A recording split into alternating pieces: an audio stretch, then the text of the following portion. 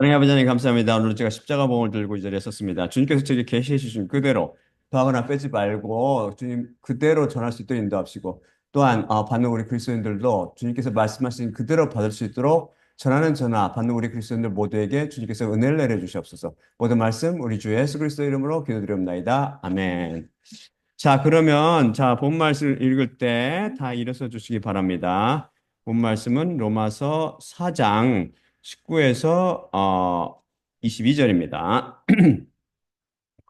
그리고 믿음에 의해 그가 병약해지지 않았으며 약 100세 그 자신의 몸이 벌써 죽임당해 있는 것과 살아올 자궁의 죽임을 그가 숙고하였으나 하나님의 약속에 대하여 불신에 의해 그가 분리되지 않았고 믿음에 의해 그가 강해지게 되었으며 하나님께 영광을 드렸으니 그분께서 약속하신 것을 또한 행하실 수 있으시다고 완전히 채워지게 되었느니라. 그것을 통해 그에게 의로 그것이 간주되었느니라. 자, 아직 앉지 마시고 다음 주기도문을 제가 보여드릴게요. 마태복음 6장 9에서 13절입니다. 이것을 이번 시간부터는 같이 낭송하도록 하겠습니다. 어, 없으신 분은 그냥 속으로 그 화면 보시고 계시는 분, 슬라이드 보시는 분 같이 하고 하시기 바랍니다.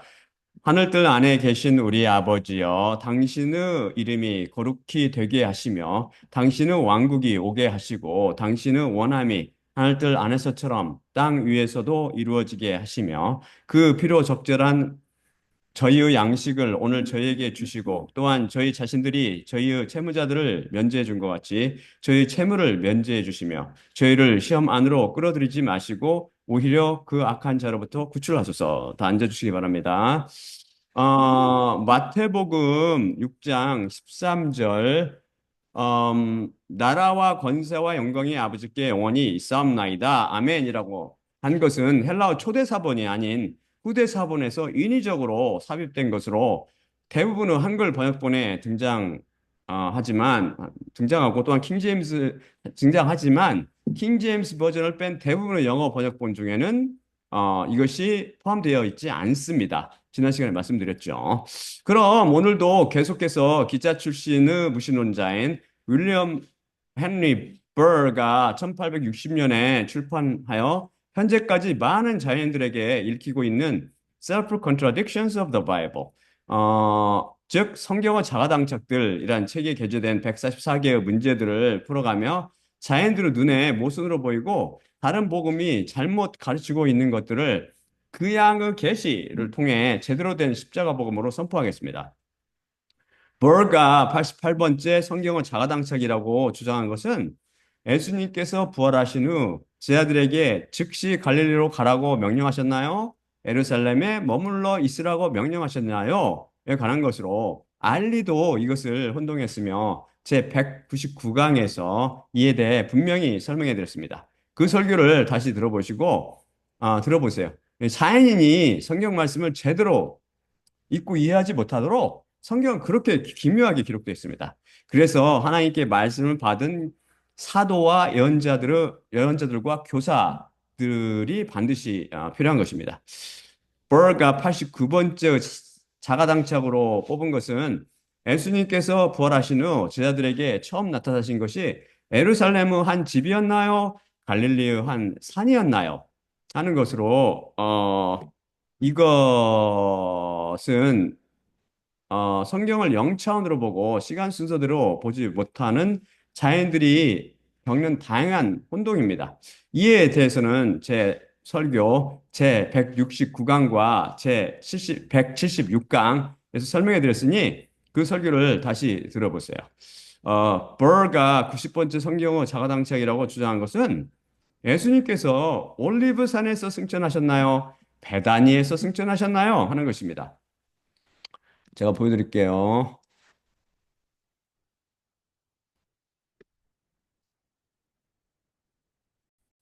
음.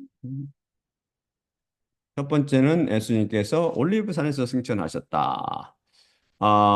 사도행전 1장 9에서 12절. 그리고 이것들을 말씀하신 후 그들이 보고 있는데 올려주셨고 그들의 눈들로부터 구름이 그분을 받아 올렸더라.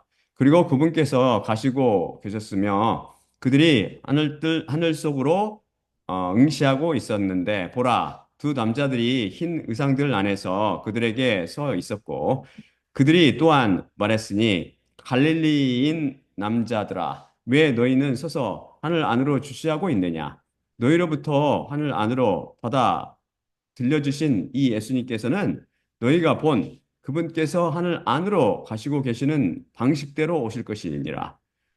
그때 올리브 과수원의 산이라 불리는 곳으로부터 그들이 돌아왔는데 그것은 안식일의 길을 가져 예루살렘에 가까웠더라. 다음은 예수님께서 베다니에서 승천하셨다. 이것은 누가복음 24장 50에서 53절입니다. 그리고 그들을 베다니를 향한 데까지 그분께서 밖으로 인도하셨고 그분의 손들을 들어 올리신 후 그들을 그분께서 축복하셨는데 그분께서 그들을 축복하시는 동안 그들로부터 떨어지셨고 하늘 안으로 모시고 올라가셨더라. 그리고 그들 자신이 그분을 경배한 후 거대한 기쁨과 함께 그들이 예루살렘 안으로 돌아왔더라. 그리고 그들이 항상 성전 안에 있으면서 하나님을 찬양하고 있었더라. 어, 올리브 가수원의 산, 곧 소위 올리브산과 베다니는 분명 다른 이름이며 다른 지명을 가리키는 것 같은데 그럼 예수님께서 올리브산에서 승천하셨나요? 베다니에서 승천하셨나요? 드디어 성경 말씀 중에 모순이나 오류가 발생한 것인가요? 그럴 리 없지요. 성경 말씀은 모두 참이니 이 둘 다 맞습니다. 예수님께서 올리브산에서도 승천하셨고 베다니에서도 승천하셨습니다. 어떻게 두 곳에서 동시에 승천하실 수 있으셨나요? 예수님께서는 전지전능 하나님이시며 무소부재하신 하나님이시니 두 곳에서 승천할 수 있으시잖아요. 그런데 예수님의 제자들은 전지전능하지도 않고 무소부재하지도 못하잖아요.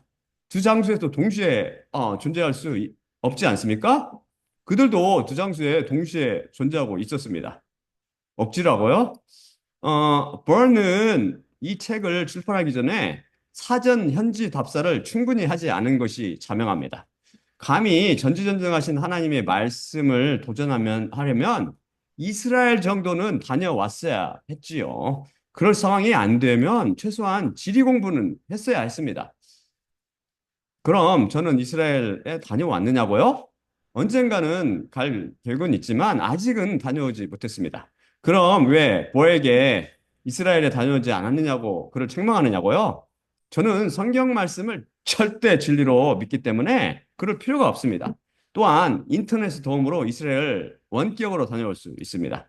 제가 조사한 바에 따르면 올리브산, 정확히 올리브 가수원의 산은 사팟 계곡, 밸리 오브 조사팟이라고 불리는 지역에서 기드론 왜곡, 아니면 기드론 계곡, 키드론 밸리를 가로질러서 구시가지에서 동쪽으로 3.5km, 2.2마일에 걸쳐 뻗쳐 있는 산 능선의 세 봉우리 중 하나입니다. 북쪽의 봉우리는 826m의 스콥스 산이고 남쪽의 봉우리는 747m의 부페의 산입니다. 올리브 산에서 가장 높은 지점은 818m, 에투르입니다. 능선은 분수령 역할을 하며 동쪽은 유대 사막의 시작입니다. 그런데 베다니는 올리브 산의 남동쪽 경사면에 위치해 있습니다. 요한복음 11장 18절이 정확히 증언하듯이 예루살렘에서 약 2마일 떨어져 있으며 여리고로 가는 마차 도로에 있습니다. 이 마을은 감난산 뒤편 예루살렘에서 여리고로 향해 가는 길을 따라 위치해 있습니다. 쉽게 말해 베다니는 올리브산 기슭에 위치한 올리브산의 한 부분입니다. 그래서 예수님께서는 올리브산에서 보다 좁혀 말해서 올리브산 남동쪽 기슭 부분에서 승천하였습니다. 논리는 마치 제가 벌에게 저는 한국에서 태어났습니다. 라고 말했고 그 후에 저는 전주에서 태어났습니다. 라고 말하자 버가 당신은 한국에서 태어났습니까? 아니면 전주에서 태어났습니까? 한국과 전주에서 태어났다니 이는 서로 모순이 아닙니까? 당신이 서로 자가당착적인 말씀을 하고 있어요. 라고 우기는 꼴입니다. 이해되지요? 성경 말씀을 증언이 정확 무도하지 않습니까? 벌가 91번째 모순, 곧 자가당착이라고 지적한 것은 다마스커스로 가는 길에 바울, 곧 사울을 수행했던 자들은 신비한 목소리를 들었고 말 못하여 서 있었나요? 그렇지 않으면 목소리를 듣지 못하고 땅에 쓰러졌나요? 에 관한 것으로 이것에 대해서는 인본주의자와 알리도 혼동한 것인데 제 170강에서 명쾌히 설명해 드렸습니다. 성경 속에 자가당착이 있을 수 없고 있을 리도 없죠. 자연인들은 혼동만 있을 뿐입니다. 버가 92번째 자가당착이라고 우긴 것은 아브라함은 가나안을 향해 떠났나요? 아니면 어디로 갈지를 모르고 갔나요? 하는 것입니다. 이건 슬라이드 제가 보여드릴게요.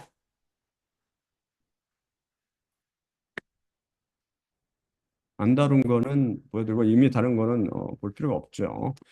음, 아브라함은 가나안을 향해 떠났다. 예, 창세기 12장 1에서 5절 말씀입니다. 그러자 여호와께서 아브라함에게 말씀하셨으니 너 자신을 위해 내 땅과 내 친척과 내 아버지의 집으로부터 너에게 내가 보여줄 그 땅으로 가라. 그러면 내가 너를 큰 민족으로 만들고 너를 축복하며 내 이름을 크게 할 것이니 너는 복이 되어라. 그리고 나는 너를 축복하는 자들을 축복할 것이고 너를 저주하는 자들을 나는 저주하리니 내 안에서 땅의 모든 족속들이 복을 받으리라. 그리고 아브라함이 그의 하나님 여호와께서 말씀하신 대로 갔으며 롯이 그와 함께 갔으나 하란으로부터 아니 갔으니 하란으로부터 그의 나아감의 때 아브라함이 75세였더라. 그리고 아브라함이 그 아내 사레와 그 형제의 아들 롯과 그들이 모은 그들의 소유 모두와 그들이 취득한 그 영혼들을 취했으며 가나안 땅을 향해 가려고 그들이 나갔고 가나안 땅을 향해 그들이 왔더라. 그다음은 아브라함이 어디로 갈지를 모르고 갔다.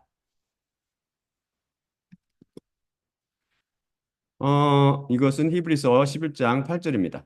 믿음으로 아브라함은 불리웠을 때 상속으로 받을 것이 임박한 장소 안으로 나갈 것을 순종했으니 어디로 그가 가는지 확고히 파악하지 못하고 나갔더라. 어, 예수님 부활 후 최초 순교자인 스테반의 증언에 따르면 하나님께서 아브라함에게 나타나셔서 너에게 내가 보여줄 그 땅으로 가라고 하신 것은 아브라함이 하란에 살기 이전이었습니다, 사실은. 사도행전 1에서 5절이죠. 그걸 제가 보여드릴게요.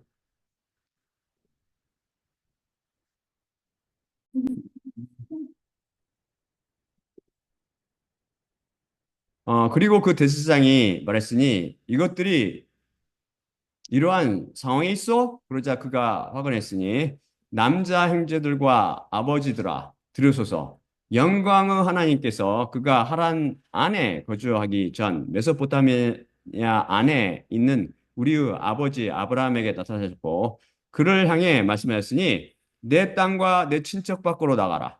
그리고 너에게 내가 보여줄 그 땅 안으로 오라. 그때 갈대아인의 땅 밖으로 나가 하란 안에 그가 거주했느니라. 그리고 거기에서 그의 아버지의 죽음 후에 너희 자신들이 지금 거주하고 있는 이 땅 안으로 그를 그분께서 이주시켰느니라.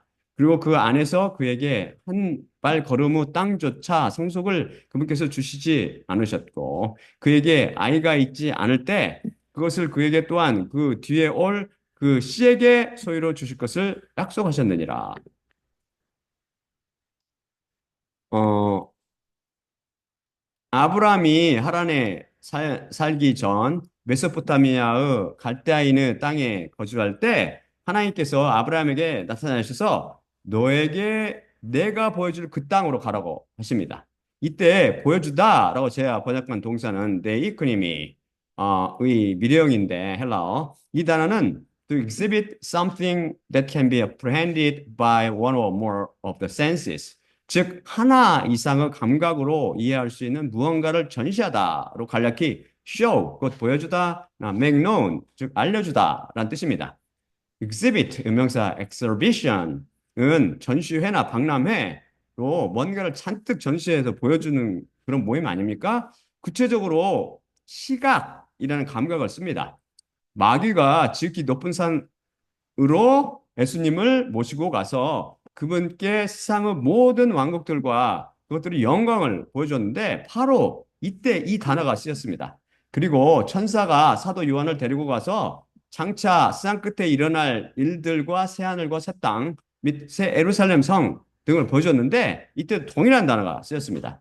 이 단어 뜻이 이해가 가지요. 창세기 12장 1절 너에게 내가 보여줄 그 땅은 히브리어로 하아레츠 아쉘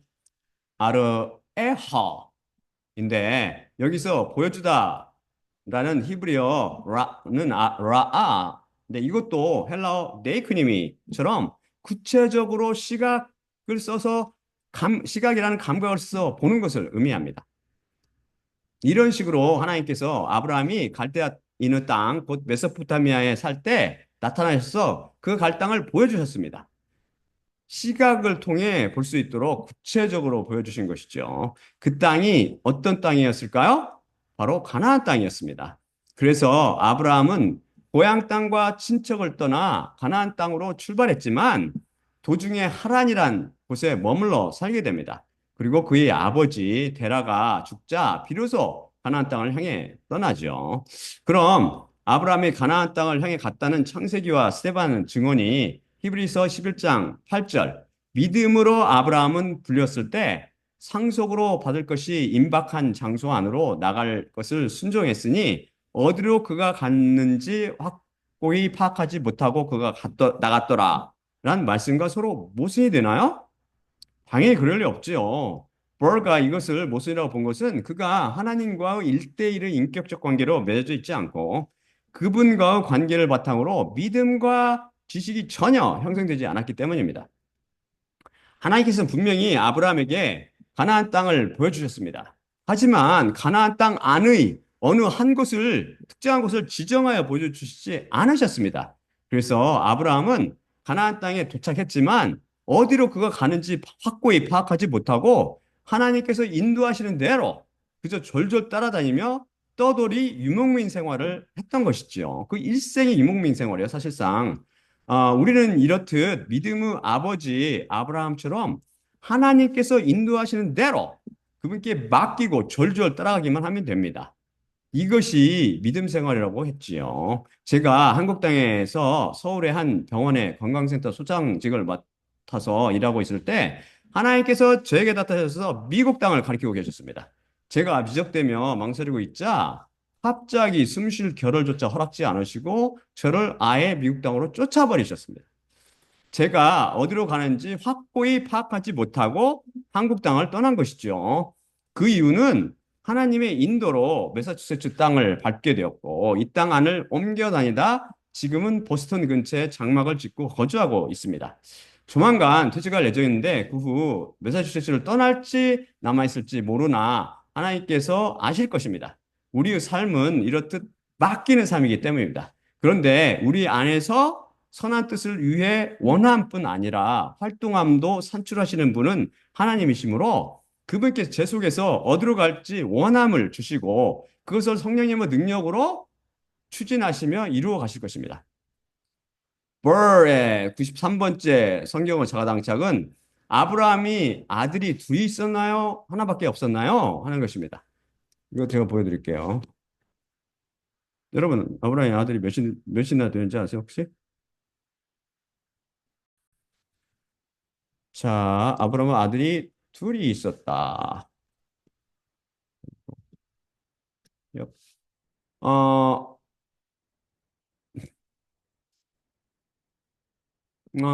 이거는, 갈라디아서 4장 20에서 26절입니다. 너희는 나에게 말하라. 율법 아래에 있기를 원하는 자들, 율법을 너희는 듣지 않느냐. 정녕 기록되어 있으니 아브라함이 두 아들들을 가졌는데 하나는 여자 노예로부터 또 하나는 자연인으로부터 났더라. 하지만 한편 여자 노예로부터 난 자는 육신을 따라 태어났으며 다른 한편 자연인으로부터 난 자는 약속을 따라 태어났느니라. 그것들은 비유로 말해주고 있는 것들이니 왜냐하면 이것들은 두 언약들이기 때문인데 한편 하나는 시내산으로부터 태어나 노예 신분에 이르니 그녀는 하갈이라. 그리고 하갈은 아라비아에 있는 시내산으로 동시에 현재의 예루살렘에 해당하니 그녀의 아이들과 함께 그녀가 노예 노릇하기 때문이라. 다른 한편 위에 있는 예루살렘은 자연이니 그녀는 우리의 어머니니라. 다음은 아브라함에게는 아들이 하나밖에 없었다. 히브리서 11장 17에서 19절입니다. 시험을 받았을 때 믿음으로 아브라함이 이삭을 바쳤으니 곧 그 약속들을 받은 자가 하나밖에 없는 자를 바쳤느니라. 그에게 말해졌으니 이삭 안에서 그가 너에게 씨라 불리리라.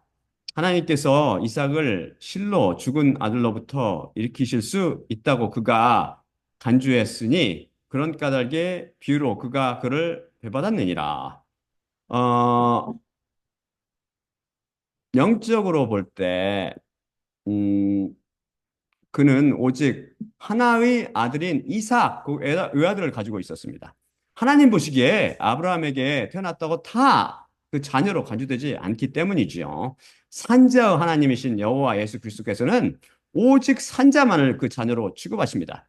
나머지는 다 죽은 자, 곧 육신에 속하여 헛되고 덧없이 들의 풀처럼 그것을 꽃처럼 잠깐 살다 사라지게 될 것입니다. 그래서 여러분 중 육신에 속하여 죽어 있고 십자가 복음을 통해 성령을 받고 살아나지 못한다면 하나님의 자녀가 되지 못하고 덧없이 이 생을 살다 덧없이 사라지게 될 것입니다.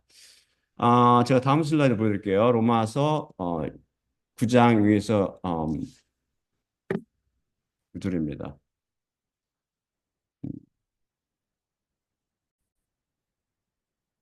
여기서 8절.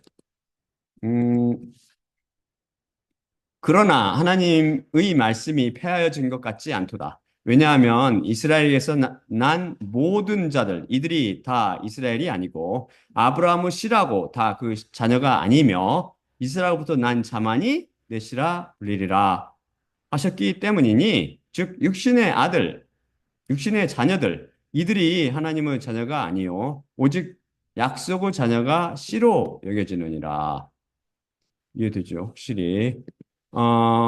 바로 이스마엘과 다른 아들들은 하나님의 약속을 통해 난 자가 아니요. 오직 이삭만이 하나님의 약속을 통해 태어났습니다. 따라서 이스마엘과 다른 서자들은 자녀로 인정받지 못하고 이삭만 자녀로 인정받아 하나밖에 없는 아들이 된 것입니다. 그럼 아브라함이 두 아들을 가졌다는 갈라디아서 4장 22절 말씀은 어찌 된 것일까요? 버는 조금이라도 영적 비유가 나오면 전혀 오리무중으로 이해를 못합니다. 그뿐 아니라 이성이나 감성으로 성경을 접근하는 모든 자연인들이 다 그렇죠. 우리가 알리의 101개의 모습들을 풀며 같이 살펴봤지만 소위 신학자들과 신부 및 목사들은 이성과 감성을 무기로 성경 말씀을 열심히 연구하고 공부하지만 그들은 절대 그 속에 숨은 뜻을 찾아내지 못합니다. 성경 말씀은 이성과 감성 영역을 훌쩍 뛰어넘어 존재하기 때문이죠. 성경을 이해하는 두 가지 길은 첫째, 그 양의 계시를 통해 직접 말씀을 받거나 둘째, 그 말씀을 받은 사도나 예언자들을 통해 가르침을 받는 것입니다. 그래서 십자가 복음을 반복해서 꾸준히 듣는 것이 영혼의 구원에 매우 중요한 것이죠. 귀를 가진 자는 성령님께서 교회에게 하시는 말씀을 들어야 합니다. 육신적으로 보면 아브라함은 이삭과 이스마엘 곧 두 명의 아들을 가졌습니다. 아니, 사라가 죽은 후 첩을 두어 더 많은 아들들을 가졌습니다. 갈라디아에서 두 아들이라고 아브라함의 아들들의 숫자를 둘로 줄여서 언급한 이유는 두 언약을 비유하기 위함입니다. 말씀이 어떤 상황에서 어떤 의미로 쓰이고 있는지 문맥을 파악하지 못하면 성경이 전후가 안 맞고 자가당착으로 보이게 되지요. 그래서 자연들의 눈에는 성경 말씀이 온통 오류와 모순으로 가득 차 있는 것이죠. 이제 이해가 갑니까? 버가 94번째 자가당착으로 혼동한 것은 그두라는 아브라함의 아내였나요? 첩이었나요? 하는 것입니다. 제가 보여드릴게요. 슬라이드를.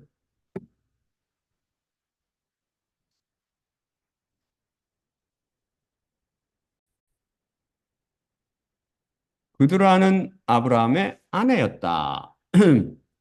창세기 25장 11절. 그리고 아브라함이 다시 했는데, 즉, 여자를 취했는데, 그녀의 이름은 그두라였더라. 그다음에 그두라는 아브라함의 첩이었다. 역대기상 1장 34절입니다. 그리고 그두라의 아들들, 아브라함의 첩이 시므란과 욕산과 무단과 미디안과 이스박과 수아를 낳았고 욕산의 아들들은 스바와 드단이었더라. 어, 제가 원문을 그대로 번역했듯이 그두라는 아브라함의 아내가 아니라 그의 첩이었습니다. 버가 구드라가 아브라함의 아내라고 혼동한 이유는 오역된 영어 성경을 읽었기 때문입니다. 사실 모든 번역 성경들이 이 구절을 다 오역해 버렸죠. 제가 여자라고 번역한 히브리어는 이샤로서 이것은 첫째 woman 곧 여자나 female 그 여성이란 뜻이 있고 둘째 wife 곧 아내란 뜻이 있으며 셋째 동물에게 쓸 때는 female 곧 암컷이라는 뜻이 있습니다. 넷째 무생물에게 쓸 때는 each thing 곧 각각의 것이라는 의미를 갖지요. 이 시야를 거의 대부분 번역 성경들이 둘째 뜻 거의 대부분이 아니라 다 거의 대부분이죠. 한 가지 이상하게 번역한 성경 빼놓고, 거의 대부분 성경들이 둘째 뜻인 wife, 곧 아내라고 번역했고, 한글 기억 성경 하나만 후처라고 원어 뜻에도 없는 단어를 써서 오역했습니다. 그래서 이 이샤라는 단어도 남자나 남편 및 사람 등의 뜻이 있는 이시 혹은 사람이나 고유명사로 아담이라는 뜻을 갖고 있는 아담처럼 문맥에 따라 잘 번역해야 합니다. 자연들이 번역한 성경은 그래서 절대 신뢰할 수 없습니다. 오류 없는 절대 진리 성경을 오류투성이의 불완전한 말씀으로 변개시켜 놓았기 때문이죠. 버가 95번째 자가당착이라고 주장한 것은 아브라함은 하나님의 섭리의 개입으로 100세 때 아들을 낳았나요? 하나님의 섭리의 개입 없이도 100세 이후에 6명의 아들을 낳았나요? 하는 것입니다. 제가 이거는 보여드릴게요.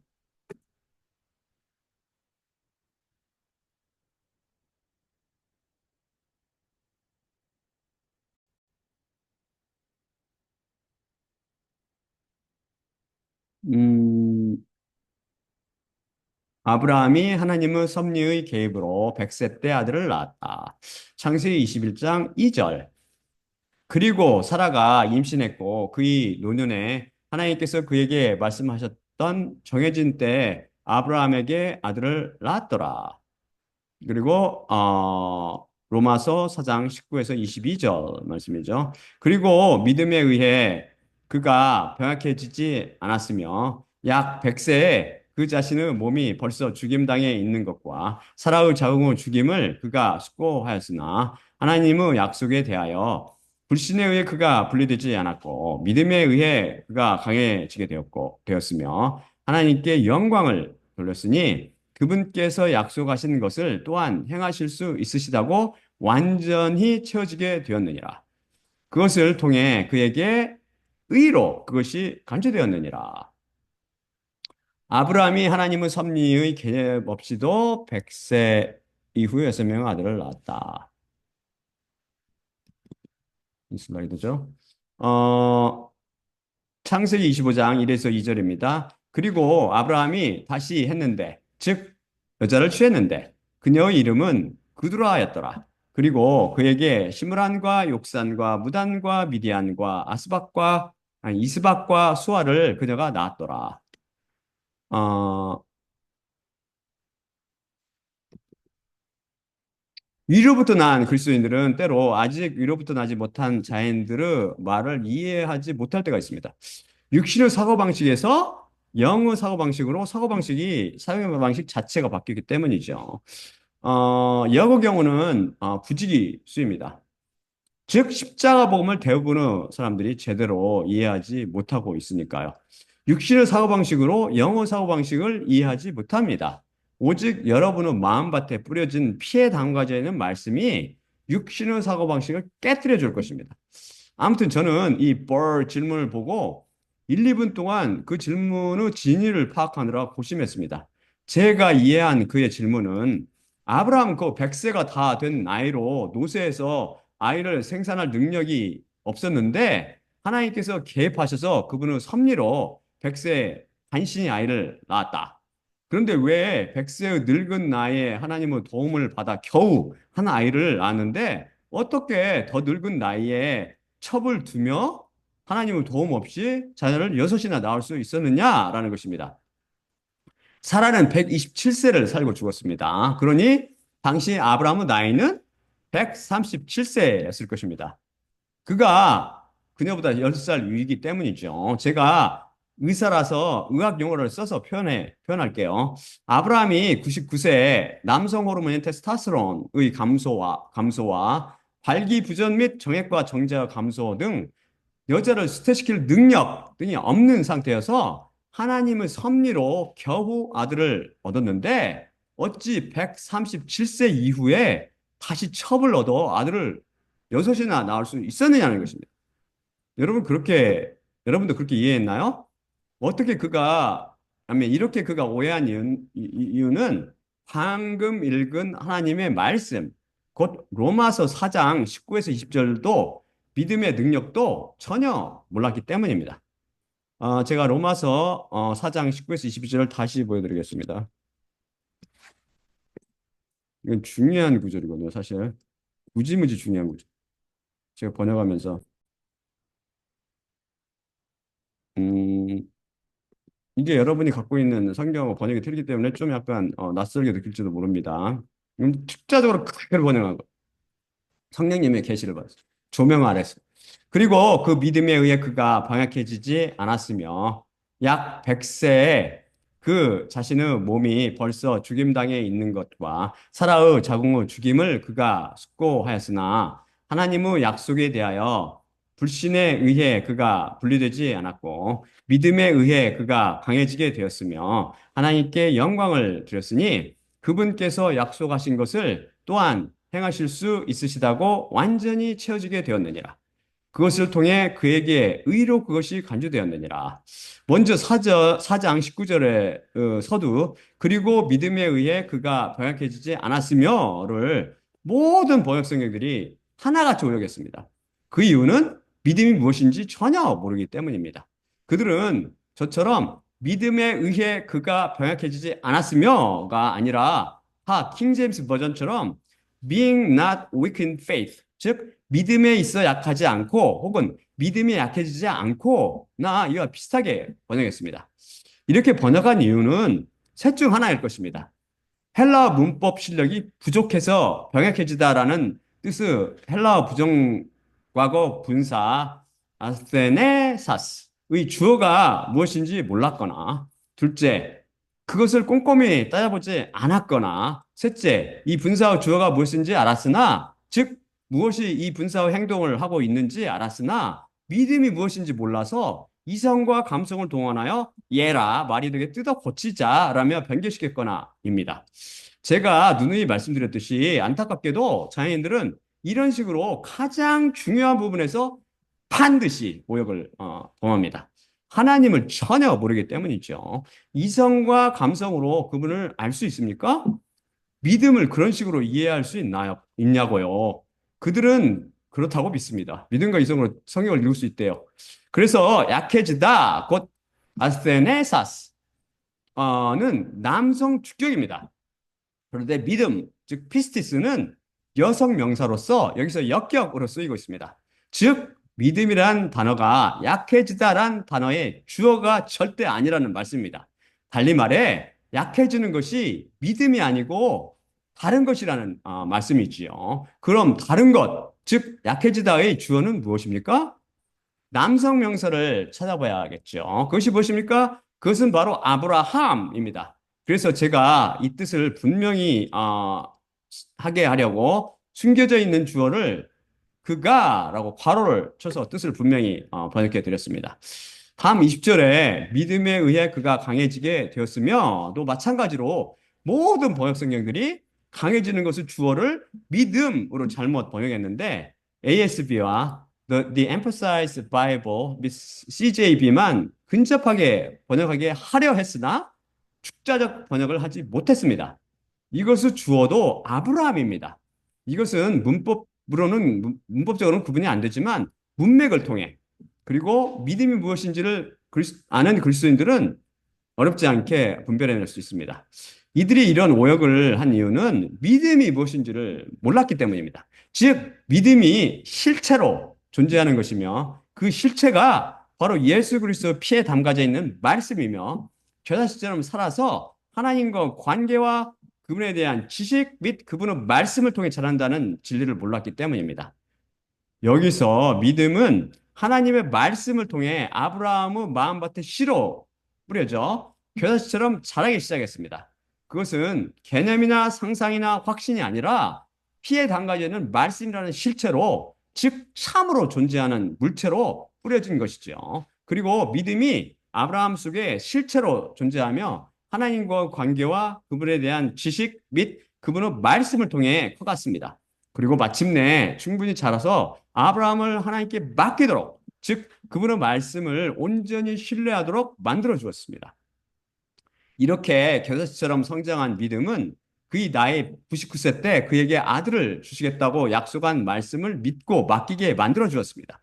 아브라함 자신이 스스로 돌아보며 자신은 거의 100세가 되어 늙어서 육신이 이미 나이에 의해 죽임당한 상태라는 것과 살아도 이미 맨스도 끊겨 수태할 능력이 없음, 곧 사라의 나이가 그녀의 자궁을 죽임을 곰곰이 잘 생각하였습니다.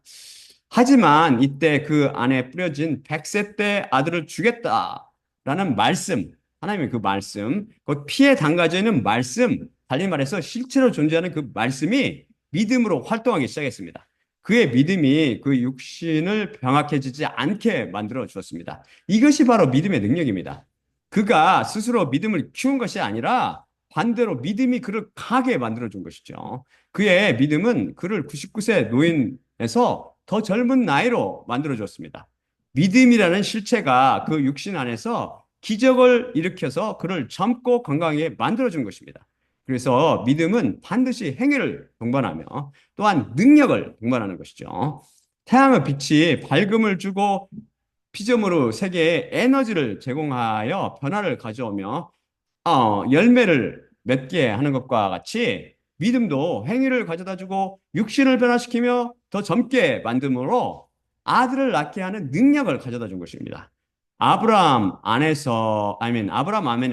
불신과 믿음이 공존하고 있었지만 믿음이 불신을 압도하여서 하나님의 약속에 대해 불신에 의해 그가 분리되지 않았습니다.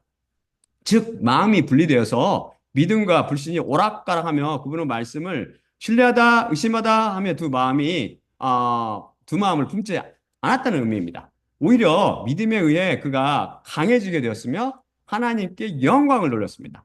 그 자신이 그 자신이 아닌 바로 그 안에 있는 실체인 믿음이 그를 강해지도록 만들었고 사라를 수태시키도록 젊어지게 만들어 줬습니다. 그래서 그는 하나님께서는 약속하신 것을 또한 능히 행할 수 있다는 확신으로 완전히 채워지게 되었습니다. 즉 하나님께서 자신과 사라에게 아들을 주실 것이라는 약속의 말씀이 믿음이 되어 그의 마음속의 확신으로 꽉 차게 된 것이죠. 마치 제가 하나님께서는 말씀 자체이시며 따라서 성경 말씀 속에는 절대 오류가 없다고 확신하는 믿음이 제 속으로 가득 채워듯 말입니다. 그러자 어떤 일이 일어났습니까? 그것을 통해 그에게 의로 그것이 간주되었느니라입니다. 즉 백세의 아들을 주겠다는 당신 자신의 약속을 아브라함이 신뢰하며 맡기게 해주는 믿음을 보시고 그 믿음을 아브라함의 의로 간주하여 주셨습니다. 성장하여 열매를 맺는 이 피에 담가져 있는 말씀, 곧 그의 믿음을 그에게 의로 간주하여 그가 비록 죄인이며 많은 죄를 범했지만 그 안에 있는 예수 그리스도 피를 통해 죄의 싹그 채무를 다 치르신 후 없는 것으로 간주하셨고 오히려 예수님처럼 완전한 의인으로 여겨주신 것입니다. 얼마나 놀라운 믿음의 비밀입니까? 만일 여러분 안에 이런 겨자씨처럼 살아있는 피에 담가지는 믿음이 없다면 여러분은 그 피가 여러분 안에 없으므로 절대 의롭다 인정받지 못하고 자신의 죄에 대한 채무, 곧 삭슬, 음부와 불못에 가서 하나도 남김없이 철저히 치러야 할 것입니다. 여러분 안에 있는 믿음은 실체가 아니요 이론이며 개념이고 화상이기 때문입니다. 이렇듯 믿음은 우리 자신이 스스로 시작하며 키우는 것이 아니라 십자가 복음을 통해 우리에게 실체로 뿌려지고 그것이 하나님과의 관계와 지식 및 메시지인 십자가 복음을 통해 계속 자라며 우리를 키우는 것입니다. 이 진리를 절대 혼동하지 말기 바랍니다. 그럼 왜 아브라함이 137세의 나이 이후에 여섯이나 되는 아들들을 낳았는지 이해가 갈 것입니다. 믿음은 능력이 있어서 그를 젊게 만들어졌고 그 젊음은 가상이 아니라 실제적으로 일어난 결과이므로 그로 하여금 능히 그두라를 첩으로 두며 그녀를 수태시킬 능력을 가져다 주었습니다. 그리고 그는 175세까지 살다 죽습니다. 이렇게 100세 이후 여섯이나 아들을 낳은 것도 175세까지 산 것도 다 그를 젊게 만들어준 그의 믿음의 결과였습니다. 믿음은 실제로 존재하는 실체이기 때문에 실제적인 변화를 가져오는 것이죠. 버가 96번째 성경의 자가당착으로 혼동한 것은 야곱이 묘를 하물로부터 샀나요? 아브라함이 그것을 하물로부터 샀나요? 하는 것입니다. 제가 보여드릴게요. 이 문제는 좀 어렵습니다. 한번 생각해 보세요. 야곱이 무덤을 하물로부터 샀다. 그리고 이스라엘의 아들들이 이집트로부터 가져온 요셉의 뼈들을 야곱의 야곱이 세겜의 아버지 하모르 아들들로부터 백 캐시타에 산 세겜 안에 있는 그들의 소구의 그 땅 안에 그들이 묻었더라. 그리고 요셉의 아들들이 상속이 되었더라. 아들들에게 상속이 되었더라. 그다음에 아브라함이 무덤을 함으로부터 샀다. 이거는 사도행전 7장 16절입니다. 그리고 야곱이 이집트 안으로 내려갔으며 그 자신이 죽었고 우리의 아버지들도 죽었으며 그들이 세겜 안으로 옮겨졌고 세겜 안에 있는 아브라함이 은의 값으로 하모르 아들들로부터 산 무덤 안에 그들이 놓여졌느니라. 완전히 서로 모순처럼 보이죠. 이 문제는 조금 어렵습니다. 그래서 정확히 이것을 마치면 성경을 이해하는 눈이 있는 그리스도인이라고 제가 인정해 드리겠습니다. 여호수아와 사도행전 말씀 모두 이 무덤이 세겜 안 들에 있는 들에 있는 좁은 사대, 좁은 구의 그 땅으로 세겜의 아버지 하몰로부터 산 것은 확실합니다. 그런데 여호수아 24장 32절 말씀에 따르면 야곱이 백헤시타에 샀다고 증언하나 스데반은 사도행전을 통해 창세기가 증언하듯 아브라함이 은을 주고 샀다고 증언합니다. 사실 사라는 앞에서 살펴본 것 같이 127세에 죽었고 땅 부자라고 다른 복음에 의해 잘못 알려진 것과 달리 하나님께서는 당시 아브라함에게 단 한 걸음의 땅조차 상속으로 주지 않으셔서 심지어 자기 사랑하는 아내인 사라가 죽자 묻을 땅이 없어서 그녀를 위해 하모르 아들들로부터 은을 주고 땅을 사야 했습니다. 그 당시 아브라함의 나이는 137세인데, 야곱은 아예 태어나기 전입니다. 사실, 백세둥이 이삭은 그의 나이 40세가 되어 리브가를 아내로 맞이했고, 그가 60세 때, 이란성 쌍둥이인 에서와 야곱 형제를 낳게 됩니다.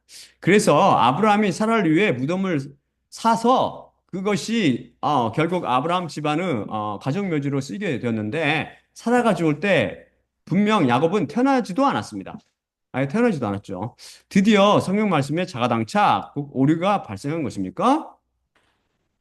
한번 추정해 보면 아브라함이 세겜의 아버지 하모르 아들들로부터 산 그 무덤을 어떤 이유인지는 모르지만 하모르 아들들이 다시 차지하게 되었고 야곱이 다시 백헤시타에 주고 사게 됩니다. 그러면 이 문제는 간단히 처리되지요. 그런데 문제는 이것은 그럴듯하게 들리지만 사실 제법 억지스럽죠. 이 가설은 오직 말씀으로 의 원칙에 의해 성경 말씀에 의해 뒷받침되지 않습니다. 그냥 가설이라는 말씀이요. 다른 복음이라는 소리지요. 그럼 해답을 볼까요? 해답을 보여드릴게요. 전혀 여러분 기대치 못한 음, 모르죠. 이걸 보는 눈이 있으면, 영적인 눈이 있으면 제가 그리스도인 중에 음, 성경을 보는 눈이 있는 분을 제가 인정해 드릴게요. 히브리서에 답이 있습니다. 히브리서 7장 5에서 10절입니다. 그리고 한편 레이의 아들들로부터 나와 지상직을 받은 자들은 비록 아브라함의 허리로부터 나와 있지만 율법에 따라 백성, 즉 그들의 형제들의 11조를 모으는 계명을 갖고 있으며 다른 한편 그는 그들로부터 내려오지 않았으나 아브라함의 11조를 받았고 약속들을 가진 자를 축복하였도다. 그런데 모든 반론 없이 낮은 자가 높은 자에 의해 축복받느니라. 그리고 한편 여기서 죽을 사람들이 11조를 받지만 다른 한편 거기서 살아있다고 증언된 이가 받았느니라. 그리고 말하자면 아브라함을 통해 또한 11조들을 받는 레이도 11조를 했으니 멜기세덱이 그를 만났을 때 아직 아버지의 허리 속에 그가 있었기 때문이라. 제 185강에서 잠깐 살펴봤듯이 이 말씀은 가장 높으신 하나님의 제사장인 멜기세덱에 대한 증언입니다. 히브리서 7장을 제대로 읽는다면 이분이 바로 하나님의 대제사장이신 예수 그리스도를 비유하고 있음을 알 수 있습니다. 아무튼 여기 굵은 글씨체로 기록된 구절을 참조하여 이 다시 문장을 구성해 보면 그리고 한편 야곱은 아브라함의 허리로부터 나와 있으며 아브라함을 통해 야곱도 세겜의 아버지 하모르 아들들로부터 백헤시타의 무덤을 샀으니 아브라함이 하모르 자손들을 만났을 때 아직 아버지의 허리 속에 야곱이 있었기 때문이라 입니다. 즉 아브라함이 영원한 대제사장이신 멜기세덱에게 11조를 드렸을 때 그의 허리 속에 있었던 즉 아직 태어나기도 훨씬 전의 상태에 있었던 레이가 마찬가지로 멜기세덱에게 11조를 드렸듯이 그 조상 아브라함이 하모로 자손들로부터 무덤을 샀을 때 그것은 마찬가지로 아브라함의 허리 속에서 아직 태어나기도 전의 야곱이 은을 주고 무덤을 산 것과 같다는 것입니다. 이해됩니까? 아브라함은 결국 그의 아들들, 곧 그의 후손을 위해 그 무덤을 샀으며 그 후손들, 보다 구체적으로 아브라함과 이삭과 야곱이 요셉과 그 후손이 다 거기에 묻히게 됩니다. 여기에 바로 대속의 비밀이 숨어 있습니다. 예수님께서 바로 은 30의 값에 팔리셔서 피를 흘리심으로 그의 피를 통해 태어난 자들, 곧 피에 담가져 있는 말씀인 믿음을 통해 일어난 모든 그리스도인들이 의롭다 인정받게 됩니다. 사실 저는 백헤시타가 아브라함이 무덤을 샀던 은의 가치라고 믿으며 이것이 은이어야 하는 이유는 이것이 바로 예수 그리스도 피의 값을 비유하기 때문입니다. 은이라는 금속은 속전, 곧 영혼의 값, 환원하면 예수 그리스도 피 값이라는 의미가 있다고 이미 배웠죠. 아브라함과 그 후손들은 다 은으로 산 밭의 무덤에 붙였습니다. 그들은 다 피의 밭에 묻힌 것이죠. 제 168강에서 살펴봤듯이 피의 밭, 피의 밭, 피의 밭은 예수 그리스도의 피값으로 산 교회를 비유합니다. 거기에는 외국인이 묻힌다고 했습니다. 아브라함과 이삭과 야곱 등 모든 하나님의 백성은 이 땅에 한 걸음의 땅조차 상속받지 못했고 자신들을 스스로 외국인과 나그네라고 불렀습니다. 이렇듯 우리 그리스도인들은 모두 이 상, 곧 마귀의 왕국에 속한 자들이 아니며 이 상에 관심이 없고 오직 위에 있는 한 도성, 곧 새 예루살렘 성을 바라보고 외국인이요 나그네로 살다 죽어 피에 밭에 묻히게 됩니다. 예수님의 피로 이로부터 나서 하늘대로 왕국으로 이주되는 것이죠. 오늘도 다시 한번 성경 속에는 절대 오류나 모순 혹은 자가당식이 있을 수 없음을 재차 확인할 수 있었습니다. 여러분 안에도 이런 확고한 믿음이 여러분을 확고부동하게 만들어 주어 결국 이로부터 나게 되고 이 땅을 외국인과 나그네로 살다 부활에 참여하게 되기를 기도드립니다. 그럼 마지막으로 고린도전서 11장 23절을 읽고 마치겠습니다.